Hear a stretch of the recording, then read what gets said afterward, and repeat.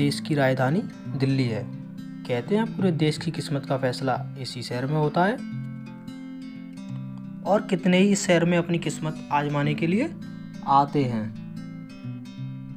अर्जुन नाम का एक नौजवान भी इस शहर में आया है अपनी ज़िंदगी को एक नए सिरे से शुरू करने के लिए। क्या होगा उसकी किस्मत का फैसला? क्या उसे उड़ने के लिए एक नया आसमान मिलेगा या पंख उतरकर फेंक दिए जाएंगे? फिलहाल तो वह पिछले 1 महीने से नौकरी तलाश में भटक रहा है। हर बार उसे नाउम्मीदी ही हाथ लगती, लेकिन अर्जुन इतनी हार मानने वालों में से नहीं है। हर नेगेटिव रिप्लाई के बाद वह 2 गुने जोश के साथ काम की तलाश में जुट जाता है। जो हार मान जाए उसका नाम अर्जुन नहीं होता, उसने अपने आप से कहा। यह एक नई लाइन हर दिन उसमें जोश जगा देती थी। आज उसे एक जगह इंटरव्यू के लिए जाना था। उसने निकलने से पहले खुद को आईने में देखा और मुस्कुराया। क्लीन शेव चेहरा और नीली शर्ट। अब तक वह उस हादसे को भुला नहीं पाया था। रोज कोई ना कोई बात उसे हादसे की याद दिलाती थी। वह हादसा जो अनिकेत के साथ हुआ था। अनिकेत और अर्जुन दोनों जिगरी दोस्त थे, एक दूसरे पर जान छिड़कने वाले दोस्त। भाइयों से बढ़कर दोनों का बर्थडे एक ही तारीख को पड़ता था। यह नीली शर्ट उसे अनिकेत की छोटी बहन ने गिफ्ट की थी। उसके बर्थडे पर उसने दोनों के लिए एक जैसी नीली शर्ट ला कर दी। आज इंटरव्यू के लिए वही शर्ट पहनी थी और उस शर्ट को देखकर अर्जुन को अनिकेत की बेतहाशा याद आई। अनिकेत अब इस दुनिया में नहीं था और उन दोनों की प्यारी बहन अनिका, जो इस वक्त अस्पताल में जिंदगी और मौत के बीच लड़ रही थी। उनने गहरी सांस ली, कमरे में ताला लगाया और बाइक को एक जोरदार किक मारकर वहां से निकल गया। कुछ ही देर में वह नोएडा के सेक्टर 93 में एक शानदार बिल्डिंग के सामने खड़ा था। उसने मोबाइल में फिर से एड्रेस चेक किया और बाइक को पार्किंग में लगाकर अंदर चला गया। और वहीं बहुत से कैंडिडेट्स बैठे हुए थे और जैसे ही वहां अर्जुन ने एंट्री की, सभी उसकी ओर देखने लगे। उसकी पर्सनैलिटी कुछ ऐसी थी कि पहली नज़र में वह कोई बड़ा ऑफिसर दिखाई पड़ रहा था। आते जाते लोग उसे दोबारा पलटकर जरूर देखते थे। लेकिन जैसे ही उसने इंटरव्यू के बारे में रिसेप्शन पर इंक्वायरी की, लोग आपस में घुसर फुसर करने लगे। ये तो शक्ल से बहुत पढ़ा लिखा और काबिल दिखाई देता है, इसी को नौकरी मिलेगी। उसकी पर्सनैलिटी और एकेडमिक क्वालिफिकेशन दोनों ही शानदार थे, लेकिन इतना अच्छा रिकॉर्ड होने के बाद भी वे बीच के 5 सालों का गैप उसके रास्तों में रोड़ा बनकर खड़ा था। कॉलेज छोड़ने के बाद 5 साल अर्जुन कहाँ था, किसी को नहीं पता था। किसी भी अच्छी पोस्ट के लिए उसके पास एक्सपीरियंस जरूरी था, मगर अर्जुन के पास जिस काम का एक्सपीरियंस था ना ही किसी को बता सकता था।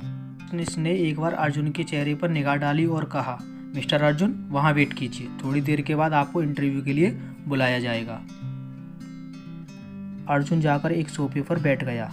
उसके दिमाग में तनाव और दर्द का तूफान था, लेकिन उसके चेहरे से ये कोई यह समझ नहीं सकता था कि वह इस समय किस हालातों से गुजर रहा है। हर सिचुएशन में शांत रहना ही तो सिखाया था उसकी ट्रेनिंग में। वह आर्मी में सीक्रेट सर्विस फोर्स में अपने बैच का बैच कैडेट था।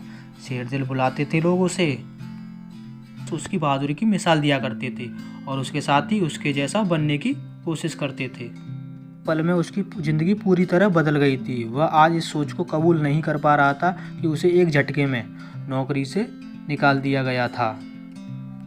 अपने ज़िंदगी के बेशकीमती 5 साल जिस सपने के लिए कुर्बान कर दिए थे, वह एक झटके में टूट गया था। अपने बैच कैडेट शेरदिल उनको यह कहकर निकाला गया था कि वो आर्मी में रहने लायक नहीं रहा। सीक्रेट सर्विस में जाने के लिए उसने जी जान से मेहनत की थी।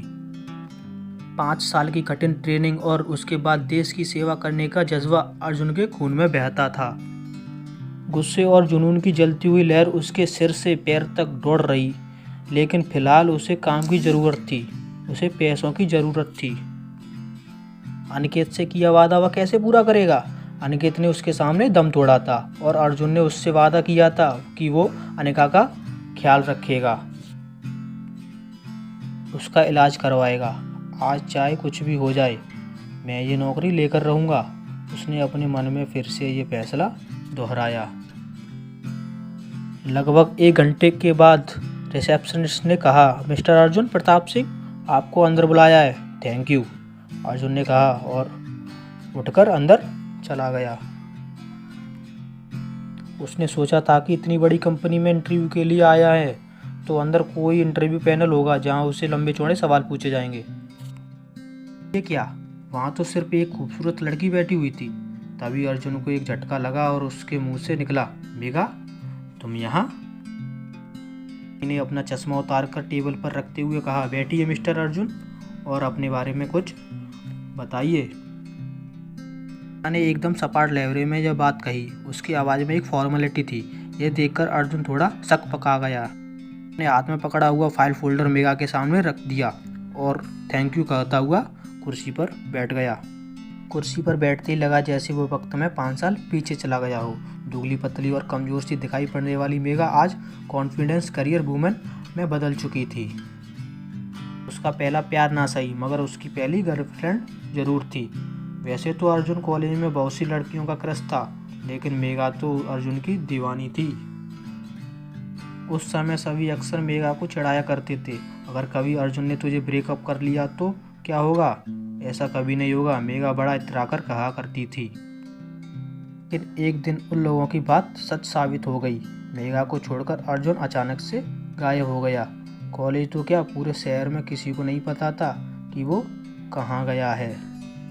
मेघा के कैबिन में बैठा हुआ अर्जुन उसको देखते हुए बस ये सोच रहा था कि कितनी बदल गई है मेरी मेघा। मेघा ने उसके फोल्डर को एक नज़र दे के बिना ही उसकी ओर फेंक दिया और उसकी तरफ सधीली आवाज़ में बोली, मिस्टर अर्जुन, जिस पोस्ट के लिए आप इंटरव्यू देने के लिए आए थे वहाँ पर किसी और को पहले से ही चुन लिया गया है। फिर भी आपका क्वालिफ़िकेशन हमने नोट कर लिया है, मगर आगे कभी ज़रूरत हुई तो आपको बुला लिया जाएगा। यहाँ भी अर्जुन के हाथ निराशा लगी। उसने कहना चाहा, लेकिन ma'am anyway thank you so much. Arjun और कुछ कह नहीं पाया। वहाँ से उठकर जाने ही वाला था कि दरवाज़ा खोल एक आदमी कैबिन में दाखिल हुआ। ठीक उसी समय अर्जुन अपनी कुर्सी से उठा और बाहर जाने के लिए मुड़ा। तभी अंदर आए उस आदमी के साथ अर्जुन की टक्कर हो गई। आदमी उस पर गुस्से से चिल्लाया, व्हाट द? अर्जुन ने एक नज़र से देखा और कहा, I am really sorry sir. ऐसा लग रहा था जैसे वो पहले ही किसी बात पर फटका हुआ था। कैसे कैसे लोग चले आते हैं, ठीक से दिखाई नहीं देता। कौन है ये मेघा? यहाँ क्या कर रहा है? उसने मेघा की ओर देखा। मेघा ने कहा, ये मिस्टर अर्जुन है। यस, असल में ये इंटरव्यू के लिए आए थे। मिस्टर अर्जुन, ये हैं सिटी हेड मिस्टर यशवर्धन।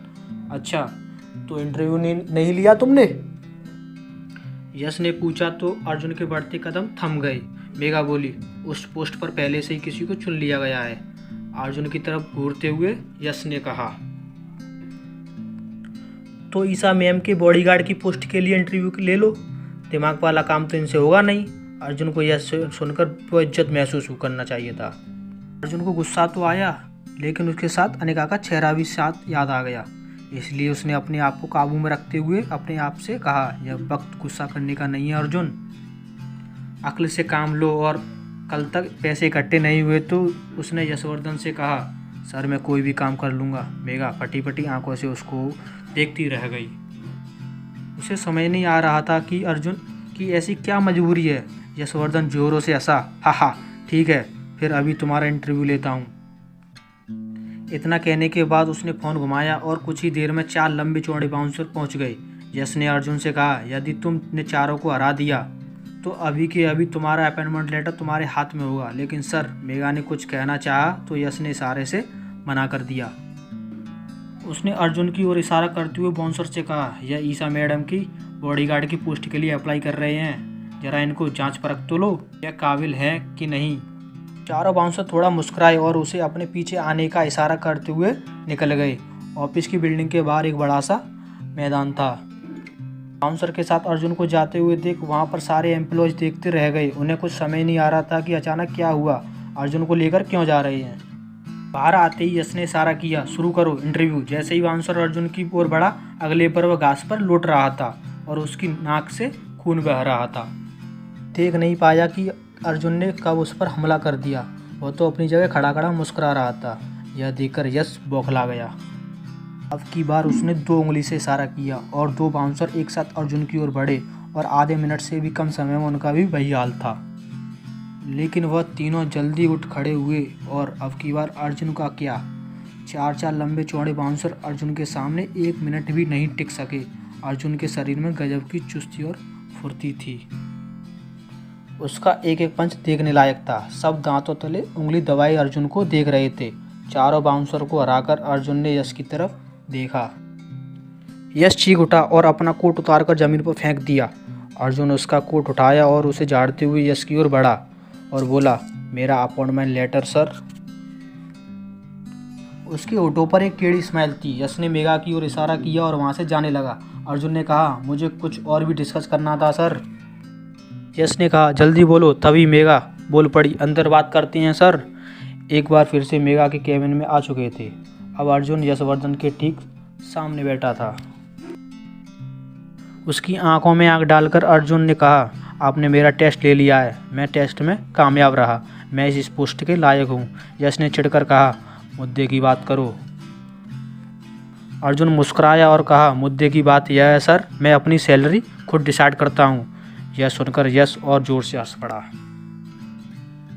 यश ने मेघा से कहा, देख रही हो मेघा, कुछ देर पहले यह आदमी कोई भी काम करने के लिए तैयार था।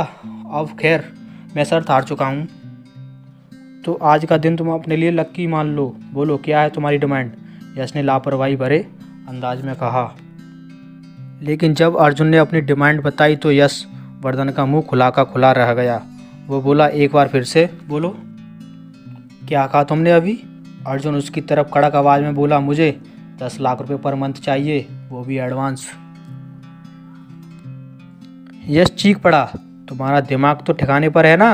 अर्जुन ने कहा, दिमाग भी ठिकाने पर है और सारे दाव भी। नमूना तो आपने मेरा देख ही लिया था। यह रकम एक बॉडीगार्ड की सैलरी के हिसाब से सच में ज़्यादा थी। क्यों चाहिए थी अर्जुन को इतनी बड़ी रकम? क्या ईसा मैडम उसकी यह डिमांड मान लेंगी?